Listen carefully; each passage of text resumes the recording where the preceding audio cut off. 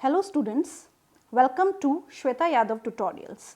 Please like and subscribe my channel and hit bell icon for more updates.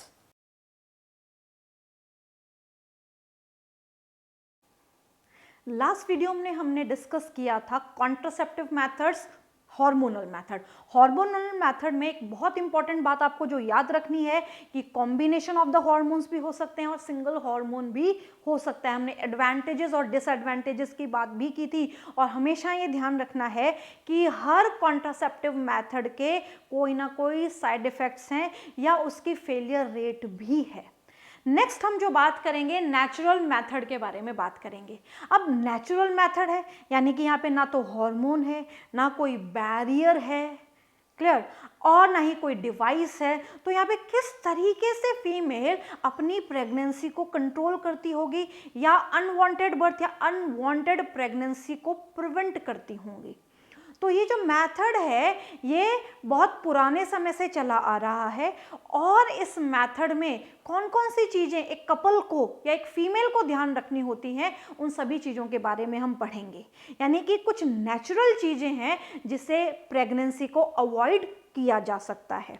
So here the natural method work on the principle of avoiding chances of the ovum and the sperm meeting, यानी कि ovum और sperm की meeting को avoid कराना natural method में count होता है। अब कौन कौन से आते हैं? First is the rhythm method. पहला है रिदम मेथड।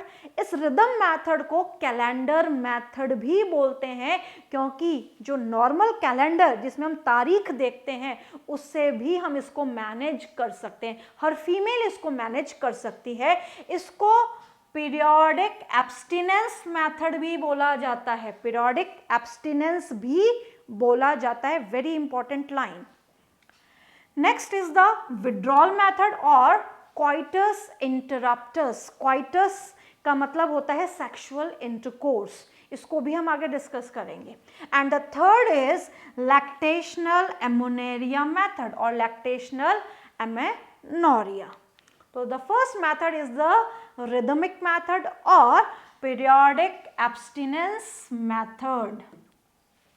Periodic abstinence में क्या है? Periodic abstinence is one such method in which the couple avoid or abstain. What is abstain? Get away. Abstain का मतलब है get away from the coitus, यानी कि सेक्सुअल इंटरकोर्स से दूर रहना है, उसको अवॉइड करना है। अब कब अवॉइड करना है? 10 से 17 ऑफ द मेंस्ट्रुअल साइकिल। अब why it is mention 10 to 17th day of the menstrual cycle? Normally females की जो मेंस्ट्रुअल साइकिल है वो देखी गई है 28 दिन की होती है। एवरेज फीमेल की मेंस्ट्रुअल साइकिल 28 डेज की है। अब बच्चों के दिमाग में क्वेश्चन आता है और कई बार ये भी देखा जाता है कि मेंस्ट्रुअल साइकिल 28 डेज की नहीं है, 24 डेज की है, 30 डेज की है, 35 डेज की है, 40 डेज की है। जितने भी दिन की मेंस्ट्रुअल साइकिल है उसमें से माइनस करने हैं 14। जितने भी डेज की मेंस्ट्रुअल साइकिल होती है उसमें से अगर हम 14 डेज माइनस कर देते हैं तो वो उसका ओव्यूलेटरी पीरियड आ जाता है, यानी कि ओव्यूलेटरी फेज आ जाता है। ये मैंने आपको मेंस्ट्रुअल साइकिल में भी बताया था, एक बहुत इंपॉर्टेंट कॉन्सेप्ट है। मान लीजिए अगर किसी फीमेल की मेंस्ट्रुअल साइकिल 40 डेज की है तो इसमें से हम माइनस कर देंगे 14।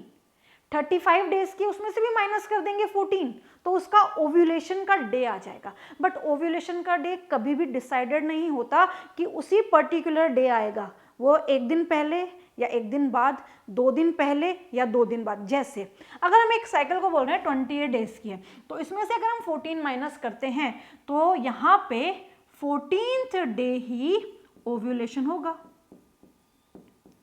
14th डे ही क्या होगा?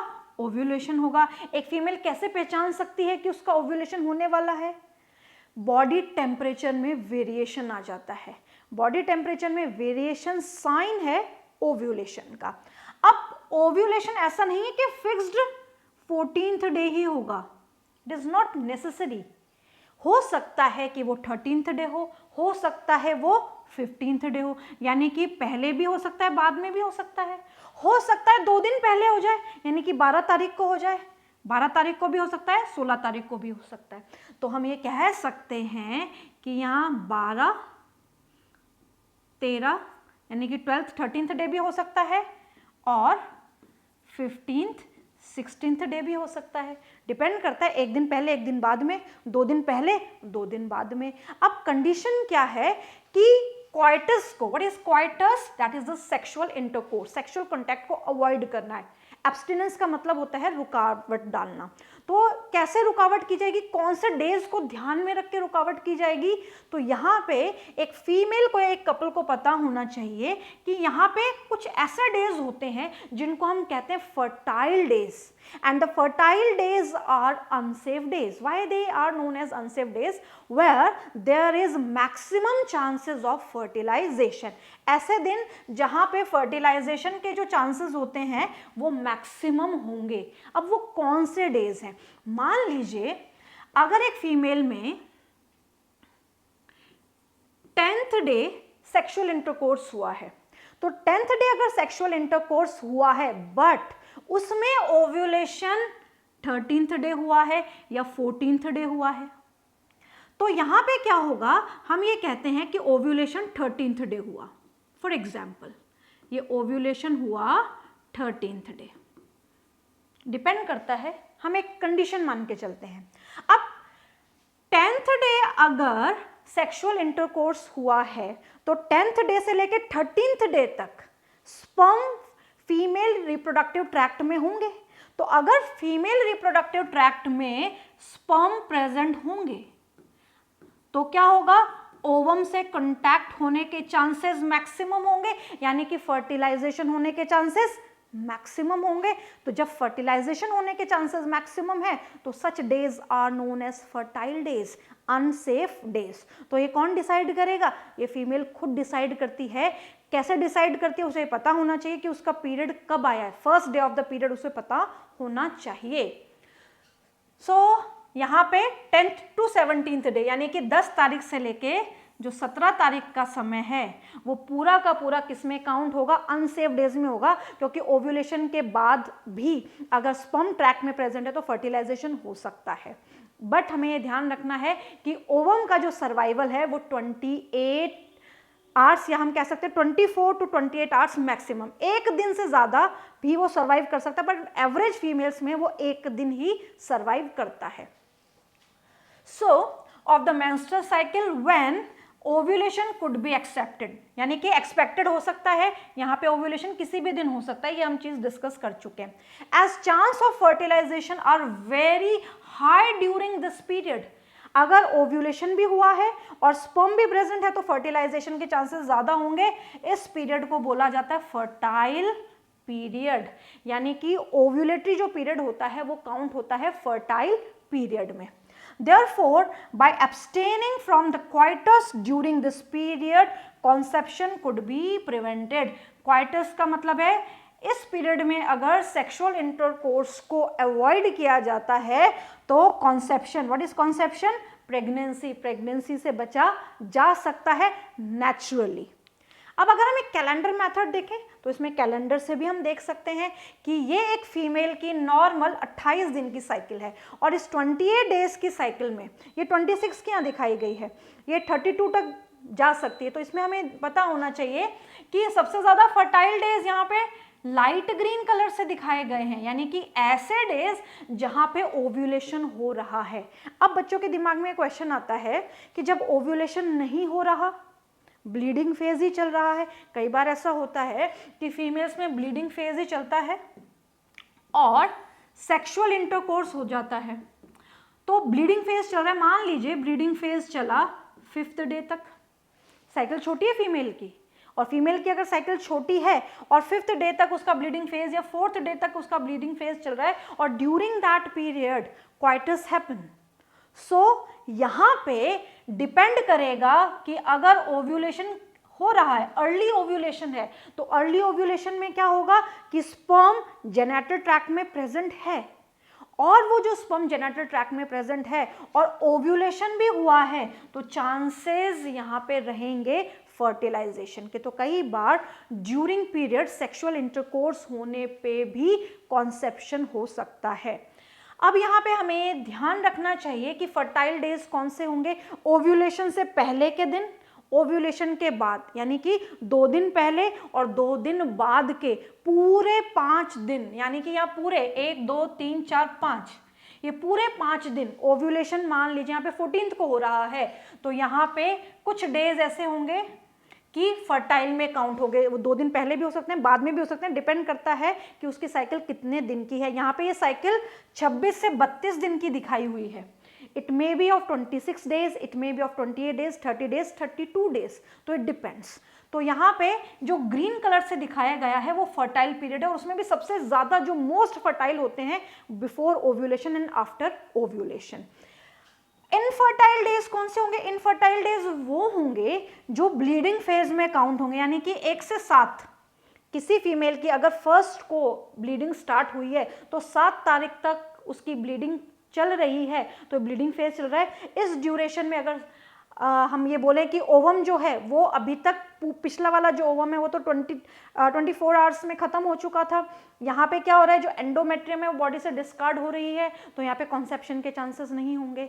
यहाँ पे तैयारी हो रही है ओव्यूलेशन की, हॉर्मोन्स के थ्रू ओव्यूलेशन हो रहा है, तो यहाँ पे मैक्सिमम चांसेस होंगे, मोस्ट फर्टाइल होगा। अब क्या होगा, ओव्यूलेशन के बाद में ओवम 24 आवर्स के बाद खत्म हो गया, मान लीजिए स्पर्म यहाँ पे प्रेजेंट है, तो चांसेस हो सकते हैं, बट स्पर्म भी नहीं है। धीरे धीरे धीरे धीरे ये जो साइकिल है वो नीचे आएगी और पोस्ट ओव्यूलेटरी फेज में कन्वर्ट होगी। अब ये पोस्ट ओव्यूलेटरी फेज है, यहाँ भी हम डिस्कस कर चुके हैं। पोस्ट ओव्यूलेटरी फेज में क्या होता है, पोस्ट ओव्यूलेटरी फेज में कॉर्पस ल्यूटियम और डिफरेंट हार्मोन्स का सिक्रीशन होता है, और धीरे धीरे धीरे धीरे ये साइकिल कंप्लीट होने लगती है। तो पोस्ट ओव्यूलेटरी फेज में जो अर्ली पोस्ट ओव्यूलेटरी डेज होते हैं, यानी कि ओव्यूलेशन के बाद के जो कुछ दिन होते हैं 3 से 4 दिन, वो फर्टाइल पीरियड में काउंट हो सकते हैं, बट उसके बाद के जो दिन आते हैं वो होंगे सेफ डेज, यानी कि इनफर्टाइल डेज। तो यहाँ पे जहाँ पे फर्टिलाइजेशन हो सकता है वो डेज होंगे अनसेफ डेज, जहाँ पे फर्टिलाइजेशन नहीं हो सकता these are counted as safer days और सेफ डेज। नेक्स्ट है विड्रॉल और क्वाइटस इंटरप्टर्स। विड्रॉल और क्वाइटस इंटरप्टर्स क्या है? ड्यूरिंग सेक्सुअल क्वाइटस और intercourse male partner withdraw his penis from the vagina just before the ejaculation, यानी कि ejaculation के वक्त या few seconds before the ejaculation the male partner withdraw his penis from the vagina, but that is very difficult because उस समय क्या होता है कि presence of mind एक person का बहुत important role play करता है। हो सकता है कि presence of mind ना हो and there is deposition of semen in the female genital tract. तो for this reason this particular method having high failure rate, इस मेथड की जो फेलियर रेट होती है that is high failure rate होती है। फेलियर रेट हाई होने का रीजन क्या है कि यहाँ पे जो पार्टनर होता है उसमें भी जो मेल पार्टनर होता है उसका कॉशियस माइंड सबसे इंपॉर्टेंट रोल प्ले करता है। तो यहाँ पे फेलियर रेट ज्यादा होगी क्योंकि यहाँ पे क्या होता है just before the ejaculation a partner apart from each other, separate from each other. So this condition is known as coitus. Coitus का मतलब होता है सेक्सुअल इंटरकोर्स के वक्त इंटरप्ट हो जाना। इंटरप्ट मतलब रुकावट हो जाना, दैट इज coitus interruptus, और in general language it is known as withdrawal. Withdrawal of the penis from the genital tract of the female. Last is lactational amenorrhea. Lactation का मतलब हम समझते हैं कि द पीरियड ऑफ लैक्टेशन, यानी कि जब माँ बच्चे को दूध पिलाती है that is the lactation period. अब एमेनोरिया कंडीशन यहाँ पे क्यों दी गई है? क्या होता है कि जब एक बच्चा पैदा होता है, ये जो आप कंडीशन देख रहे हैं ये है पार्ट्यूरेशन के बाद की कंडीशन, यानी कि जन्म देने के बाद की कंडीशन। बच्चा पैदा हुआ, पैदा होने के बाद जब मदर फीड करती है, यानी कि माँ जब अपने बच्चे को दूध पिलाती है तो हार्मोन सिक्रीट होता है प्रोलैक्टिन। कौन सा हार्मोन सिक्रीट होता है? प्रोलैक्टिन। अब जो प्रोलैक्टिन सिक्रीट होता है वो लैक्टेशन को बढ़ाता है। अब जब लैक्टेशन बढ़ता है तो क्या होगा कि ओव्यूलेशन होने के चांसेस नहीं होते, यानी कि ओव्यूलेशन प्रिवेंट हो जाता है। अब ये कब तक रहेगा? 6 महीने तक रह सकता है। यानी कि ऐसा कहा जाता है कि 6 महीने तक एक फीमेल लैक्टेटिंग मदर जो है वो प्रेग्नेंट नहीं हो सकती, बट ऐसा नहीं है। ये डिपेंड करता है प्रोलैक्टिन हार्मोन के लेवल पे। हर फीमेल में लैक्टेशन अलग अलग रेट पे होता है क्योंकि प्रोलैक्टिन हार्मोन का सिक्रीशन अलग अलग है। हर फीमेल में प्रोलैक्टिन अलग है तो लैक्टेशन अलग अलग होगा, किसी में कम होगा, किसी में ज़्यादा होगा। तो जिन फीमेल्स में लैक्टेशन रेट कम होगी, यानी कि हो सकता है बच्चा प्री मैच्योर पैदा हुआ हो, वो सकिंग एबिलिटी उस बच्चे में बहुत ज़्यादा न हो, तो अगर बच्चे में सकिंग एबिलिटी बहुत ज़्यादा नहीं है तो बहुत ज़्यादा यानी कि इंटेंसिव लैक्टेशन नहीं होगा, और इंटेंसिव लैक्टेशन नहीं होगा तो क्या होगा? ओव्यूलेशन होने के चांसेस हो सकते हैं। और उसी वक्त अगर सेक्सुअल इंटरकोर्स होता है तो प्रेग्नेंट होने के चांसेस भी हो सकते हैं। सो क्या बोला जा रहा है? High concentration of prolactin. Prolactin का ज्यादा कॉन्सेंट्रेशन कब होगा? जब इंटेंसिव लैक्टेशन होगा। may lead to inhibition of menstrual cycle। दो चीजें होंगी, ओव्यूलेशन नहीं होगा और मेंस्ट्रुअल साइकिल नहीं आएगी। आपने सुना भी होगा जस्ट आफ्टर द पार्चुरेशन किसी किसी फीमेल में मेंस्ट्रुअल साइकिल 2 महीने नहीं आती, किसी में 3 महीने नहीं आती, किसी में 6 महीने नहीं आती।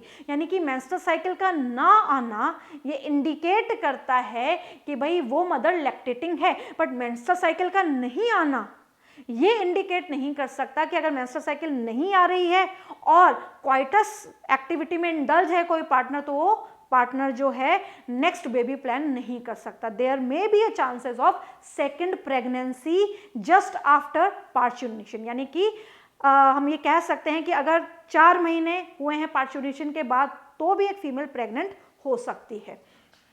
Lactating mother, therefore, as long as the mother breastfeeding the child fully, chances of conception are almost nil। Almost nil होंगे, बट ध्यान रखना है प्रोलैक्टिन हार्मोन का लेवल ज्यादा होने पे ही। This method has been reported to be effective only up to maximum period of 6 month. यहाँ पे भी इस मेथड की जो मैक्सिमम इफेक्टिविटी है वो कितने दिन की होगी? केवल 6 महीने की होगी। तो यहाँ पे हमने डिस्कस किया नेचुरल मेथड्स के बारे में, और नेचुरल मेथड्स में हमने 3 मेथड डिस्कस किए, लैक्टेशनल, एमेनोरिया मेथड, या हम बोल सकते हैं इसको प्रोलैक्टिन रिलेटेड मेथड, या फिर हम इसको बोल सकते हैं कि ऐसा मेथड जिसमें बहुत ज़्यादा लैक्टेशन की वजह से ओव्यूलेशन या मेंस्ट्रुअल साइकिल डिस्टर्ब हो रही है। नेक्स्ट हमने पढ़ा था विड्रॉल मेथड, और एक और हमने पढ़ा था कैलेंडर मेथड या रिदम मेथड। नेक्स्ट वीडियो में हम पढ़ेंगे वेसेक्टमी एंड ट्यूबेक्टमी के बारे में, and these are under surgical methods.